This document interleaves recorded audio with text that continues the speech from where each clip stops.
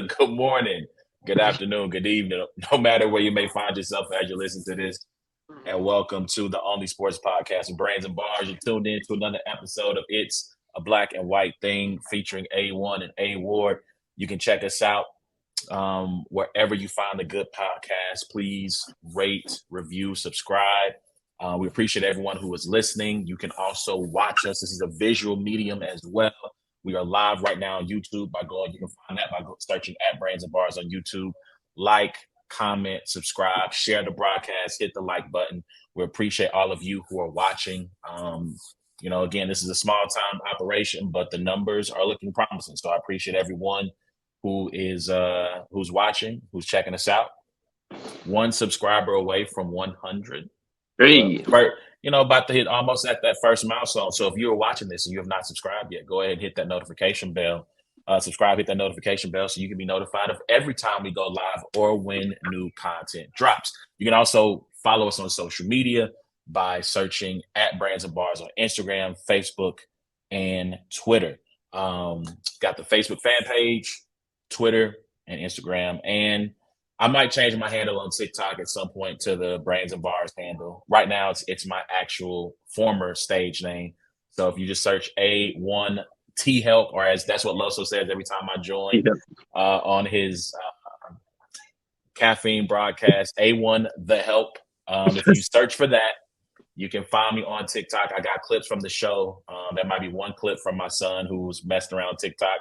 Everything else is show related. So people's out there as well. As you can see, I'm not doing this by myself. I got the homie A Ward with me. What's going on with you, sir? Not much, man. Another Tuesday, right? Yep, I got Tuesday, the day right. Man. Tuesday, yeah. Like this is kind of like when we record. Like we're getting into a habit, kind of little back and forth I was having with. So tonight we'll also be joined by Danny Thompson. He's a contributor to the 3-point conversion. I believe it's the 3pointconversion.com to check out all the content they have there. He covers the NBA. And I was like, yo, like he's in Carolina. So I'm like, do you know what time you're coming on? And I'm like, because I don't want you to show up at 6 o'clock or 7 o'clock, and I really meant 8 o'clock your time. And so he's like, well, what time do you want me to come on? I'm like, whenever you like. I mean, is it 7 or 8? It don't really matter. We can do both. So he'll be joining us here in about 30 minutes to talk about the NBA. Until that time, you and I are going to discuss a couple of things. We got a nice little show lined up. We're going to start with the NCAA men's tournament. Although I will say this, shout out to the women's tournament. I have been keeping up with that. North Carolina and Ohio State played a fantastic game last night. Came down to a shot at the buzzer. Not the buzzer, but about 8 seconds left. Ohio State advances. That was a good game. I haven't had too much to watch other than that, but we're talking about the men's tournament. And, it's been an interesting week of basketball. So I just want to start by getting your reaction to what you have seen thus far with this tournament. My reaction is that, once again, you can't predict anything that's going to happen in March Madness. I feel like, a lot of times we're like, well, you got to be peaking at the right time, or you have to have experienced team. You have a point guard is necessary to go far in the tournament. You know what I mean?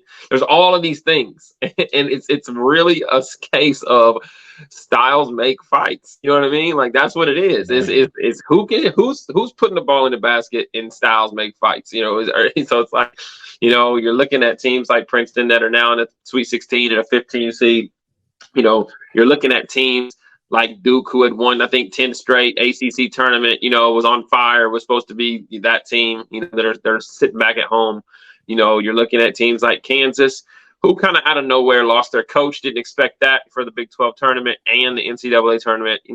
I like to believe that probably played a little bit of a factor, but, the parity in college basketball is unlike no other, Teams like Arkansas could win the national championship. They really could. Arkansas could literally win this national championship, And so, yeah, it's been exciting. Day one, we had a really, really exciting, with Furman. And then you come back with Purdue losing and a couple other big upsets. And then since then, it's been some close games, some really tough games. And then there's been some blowouts. But it's been fun. It's been interesting. Yeah, and I think we talked about this previously last year at some point. You can go check that out by subscribing to the podcast and finding which episode that is exactly. But we talked about the paradigm shift that had been taking place in recruiting in college basketball. How it wasn't just the blue bloods who were getting the 5-star recruits. It was starting to be those, the Gonzagas of the world. Arkansas was putting together a squad. Texas was starting to get these recruits. Bama.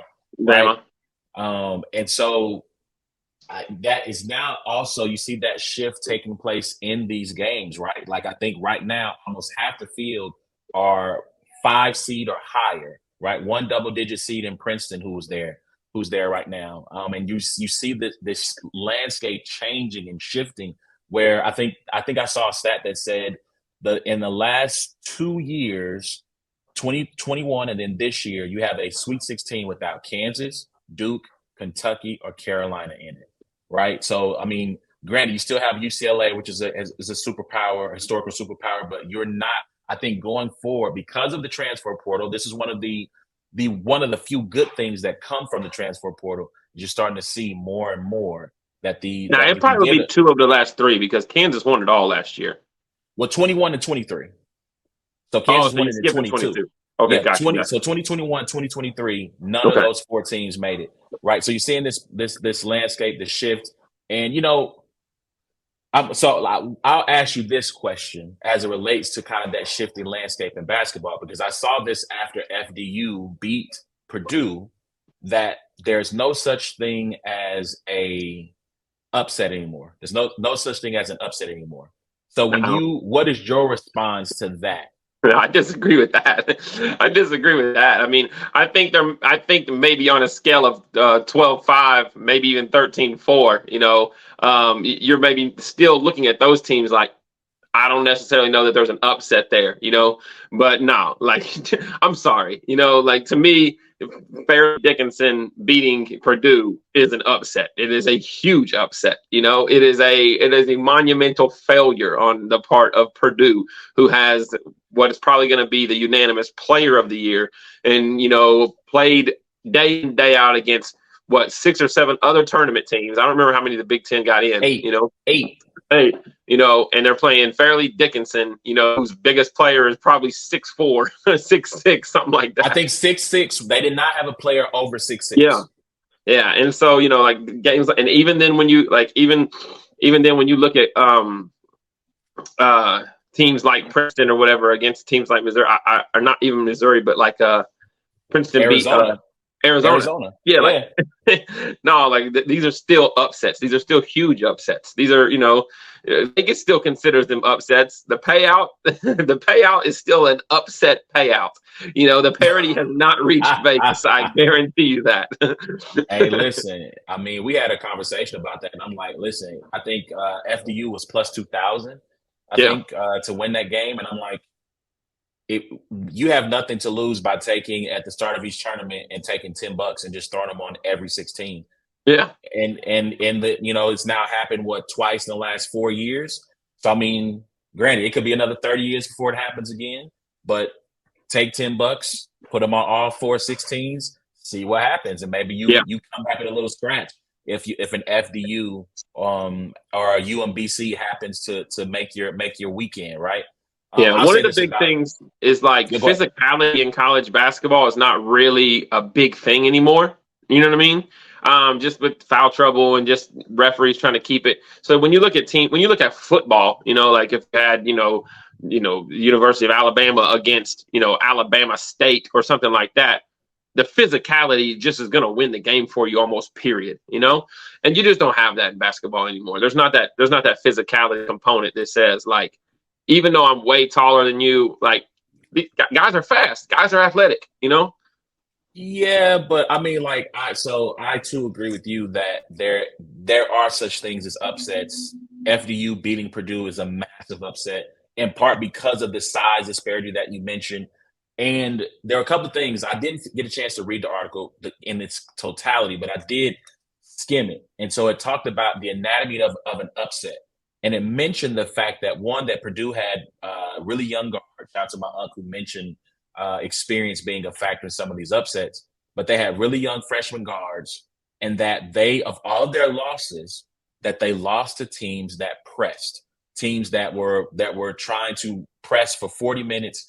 My thing is this: if you know this Purdue, Matt Painter, why are you not trying to do something to prepare? You know you're facing a team that's going to run a press. I'm assuming you think that you just overwhelm them with your physicality and your size. It did not work. You literally have a man who was 7'4". Yeah. And during the broadcast, the announcer says, I think they have a sideline report that says they're going to front Zach Edey because they don't think that the guards are going to give him the ball. Right. And they fronted him, and they had help on the backside, but he's 7'4". Like, the guy on the other side of him is 6'2", 6'3". Like, no, the guy fronting him is 6'6". The guy behind him is 6'1". Yeah. Lob it up, tell Zach, catch it, pivot, and just lay it in. Like, there's nobody there. Like, I don't like the game plan from Purdue to me was astounding. That you let this guy that they treated him like Westbrook. I mean, that's my guy. But they had their guard, I think Braden Smith, I think his name. They're saying shoot it. And he can continue to put up shot after shot. But I think you're noticing that, like, the familiarity of teams when they play in conference. I don't know that there's too many like times where in conference play do you have to make crazy halftime adjustments. Like, like coaching in the tournament is such a huge thing in knowing your personnel, making adjustments, different things like that. In the tournament it's key because you're playing teams that you've never seen play before. You're not familiar with their coach. You're not familiar with their recruit. You know what I mean? None of that kind of stuff. Even from year to year, like Purdue could still be familiar with Izzo next year. You know what I mean? They don't. There's not a whole lot they have to new team type thing, And so I think you're noticing that there's a reason why Mr. March, Tom Izzo, is still sitting here after having a very up and down Big Ten year. Kansas loses, probably because Bill Self is not there, and you got, some teams that are just very, very well coached that are still, in the tournament, and some teams that, like at Kentucky, I firmly believe Calipari's goal is to get kids to the NBA, and he does not care about winning anything in March. Like, I firmly believe. I mean, he's a coach. He wants to win a national championship, but I firmly believe he recruits kids to put them in the NBA and make millions of dollars, and everything else is an afterthought, You're at Kentucky. Winning champ, that has to matter to you. I mean, their fans gotta be. They got to be ready to get rid of him. They have to be, right? I mean, I can't imagine. Listen, during the season, there were fire Calipari movements that were starting to build. Then they started their run. They ended up getting in that 6th seed, but it was looking shaky by midseason. Mm-hmm. And they were like, I think we're ready to move on from him. So it absolutely happened. Absolutely. So listen. I'll say this about Matt Painter and I'll move on. I never call for people to lose their jobs. You will rarely hear me on this show say that guy should be fired. But I think in the last 3 years, he's now lost to a 16, a 13, and a 12. If that isn't grounds for removal, I don't know what is. With this landscape shifting the way it is, Purdue can win a national championship now. And you have one of your best teams in. Granted, they always have pretty decent teams. But I don't know about that. I think he exceeded expectations this year tremendously with like the young freshman guards. I mean, you did have Edey coming back, but I think that nobody expected him to be at the top of college basketball for most of the year. Maybe 3-4 seed, maybe something like that. But I think because he exceeded expectations in the regular season is why. Now, if he would have came in like, this is the clear-cut winner to win it all, and again 16 shoot. Then we're looking at you like, you know what I mean? But I think with that, with the young guards, that he did exceed expectations. But with you. But I mean, then you have to look at Virginia too. I mean, outside of the national championship, Virginia's in the same boat with coaching. Listen, man. Listen. That championship from Virginia is a stain on our country that we can never wash away. All right. They beat Texas Tech, right? That's what they beat. Yeah. Listen, it goes slavery. Jim Crow, Virginia winning that championship, Charlie Clips rounds to Jazz. Stains on our country that we can never wash away. It is. I hate their brand of basketball. It disgusts me. I picked them to win that first round game, and I was happy that my pick ended up failing. It hurts my chance to win our bracket challenge And I was excited, elated that they lost the game because it sickens me. I hate their brand of basketball. My uncle agrees with you. He says A Ward is right. I saw a documentary on Coach on Cal that says his goal is to get kids to the NBA, and if they win while doing it, it's a bonus. So there you have it. I'm telling you, you look at the NBA, it is full of Kentucky players, and you look to yourself and say, how did they not win another championship after Anthony Davis? You know what I mean? Like it's just wild. You're just kind of like, seriously? Yeah. So let's jump into this because we need to jump into this Kings versus Queens conversation real quick. So, your picks to come out of the bracket now. Do you happen to know who? Have any idea who's in the tournament at this point? I have a bracket in front of me, so I can kind of run through the teams if you need me to. No, I can pretty much do it. So I got Houston beating Miami in the Midwest Regional, and then I got Texas beating Xavier. So I've got Houston and Xavier meeting in the Elite Eight. Yep. Down in the South, I've got Tennessee beating Florida Atlantic, and I got K-State beating Michigan State. So I got Tennessee and K-State coming out of that region. We got Alabama, San Diego State, I believe it is. I got Alabama winning that. Arkansas, UConn. I don't think this is on the same one, but I'm just going to kind of going off. Well, Arkansas, UConn is the West. So the other matchup in the South is Princeton, Creighton.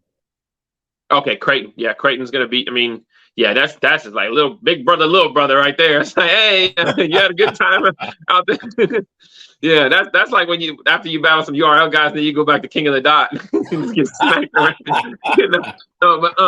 Yeah, Creighton's gonna win that. So I got Alabama, Creighton playing that one, and then I got UConn, Arkansas. I got UConn beating Arkansas, and the bottom one is Gonzaga, UCLA. Ooh, it's probably gonna be the toughest one to pick out of the whole thing. And I'm gonna stick with the Zags, even though they weren't very great in their last game. I'm gonna stick with the Zags. I'm taking Gonzaga, UCLA. So that'll be my Elite Eight: Gonzaga, UConn, Arkansas, Bama, Gonzaga, UConn. Okay. Yep, Gonzaga, UConn, Bama, Creighton, yep, Tennessee, K-State, and Houston and Texas. All right, so who you got from them making the Final Four? I got Texas beating Houston. I got K-State beating Tennessee. I got Gonzaga upsetting UConn. And I got Alabama beating Creighton. So then I got Alabama, Gonzaga, Texas, K-State. The emotional hedge in picking K-State to beat Tennessee. And it's just because the 1-2 punch with the guard, bro, Keontae Johnson and Noel, like they get buckets. You know what I mean? And it's like Tennessee, if we can somehow get the physicality that we played against with Duke, but it's just like, to me, I just trust Noel and Keontae Johnson just from a get bucket standpoint over any of those guys that were on Duke's team.